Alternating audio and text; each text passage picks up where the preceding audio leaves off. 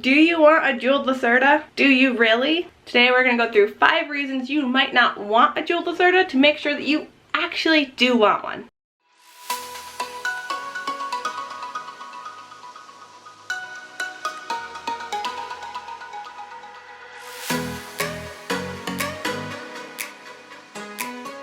Hi guys, welcome back to my channel. If you're new, welcome. My name is Zoe, but most people know me as ZA Reptiles. And I figured today it was only fitting that I wear my pocket 𝘼𝙪𝙨 t-shirt. Merch link in bio. Now this is how 𝘼𝙪𝙨 will be representing himself in this video, because 𝘼𝙪𝙨 does not like to be held, which we'll talk about in just a minute. So I guess we'll cover it right now. The first reason you might not want a 𝘎𝙪𝙨𝙾 Lacerta is because they're not entirely a hands-on animal. Now, to each their own. I have seen 𝘎𝙪𝙨𝙾 Lacertas that are more handleable, but as a whole, I've found they really do prefer to be hands-off. They are very inquisitive, will totally check you out, but they just don't really want you to mess with them. 𝘼𝙪𝙨's the same way. You can see he's watching right now.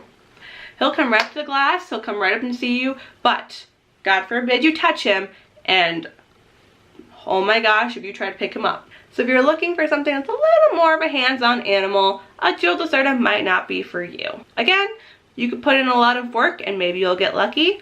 I put in work and, well, we had like a 1-week stretch where 𝘼𝙪𝙨 let me touch him and hold him. Other than that, he said no. The next reason you might not want a 𝘎𝙪𝙨𝙾 Lacerta is they are going to need to eat bugs. And I know a lot of people aren't that keen on keeping live insects in their house, especially breeding things like dubia roaches. Now they will eat some other things like egg, for example, but insects are going to make up the bulk of their diet. So if you don't want to deal with live insects, then something that's primarily an insectivore might not be for you. Number 2, they are a very active species, so they are going to use the space that you provide them. You can see here's 𝘼𝙪𝙨. He's climbing out of his tube that he sleeps in, down his little stick. He climbs all over this enclosure, and it is a 4x2x2. And at the time, that was kind of like going above and beyond for them. In reality, I wish I built him a bigger enclosure. He would totally benefit from something like a 5x3x3. So if you're getting a 𝘎𝙪𝙨𝙾 Lacerta, plan on getting a nice big enclosure because they will truly benefit from it and utilize it, and it'll just make you feel so good. But with that being said, not everybody has a lot of space to provide. So if you don't have a lot of space to provide to a very active lizard, then you might need something a little smaller. The next reason, and this is a big one because I have been victimized by this personally, they have very sharp claws. It doesn't matter that he gets rocks and sticks and whatever to climb on.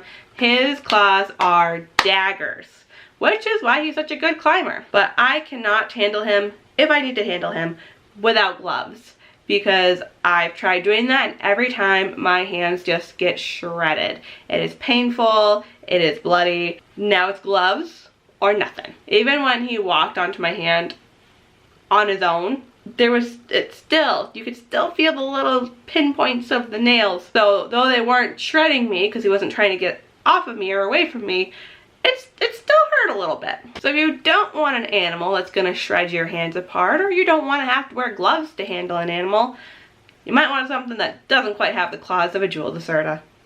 And lastly, this kind of goes along with the bigger enclosure size, but they're a fairly smart lizard and they remember things. So like I said earlier, if you put in a lot of work to your 𝘎𝙪𝙨𝙾 Lacerta, you might have a handleable one. I put in lots of work, and then I had a couple snakes get mites, and 𝘼𝙪𝙨 unfortunately got dragged into that. So I had to forcibly handle him for mite treatments, and that really hurt our connection. So it wasn't until last year, now this was years ago, so it was like the entry of COVID time. So of course the world was just going crazy and I got snake mites and it was a mess. But he remembered that, and that hurt our relationship, and it wasn't until last year that he became curious enough to want to come out of the enclosure, and my hand was the only way to do that. So he hasn't done it again since, but he did do it for like a week straight there. He would every day ask to come out and walk onto my hand, and it was the greatest thing in the entire world. It made my heart so happy to have that connection with him, even if it only lasted a week. but also just being such a smart lizard, they need a lot of enrichment. They need a lot to do, so that again plays into the bigger enclosure with lots of things to do and climb on and explore, because they need to fill that part of their brain that needs that enrichment. And things like hunting bugs for exercise. So again, you need those live bugs. So sometimes the level of reptile intelligence can make an animal a little more intimidating for some people. Now, if after these 5 things you're still thinking you might want a 𝘎𝙪𝙨, I do recommend checking out my 𝘎𝙪𝙨 care guide. I don't know if it's on this side or this side. I never get it right, so I'm just going to point up on both sides. But I have a 𝘎𝙪𝙨 care guide that I would recommend checking out. And if all of that still sounds good to you, 𝘎𝙪𝙨s are an awesome animal. They are one of my favorite animals to keep.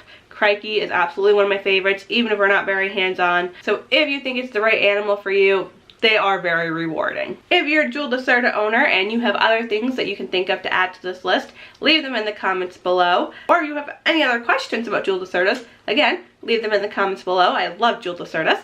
And as always, thank you guys for watching, and I'll see you for the next video. Bye!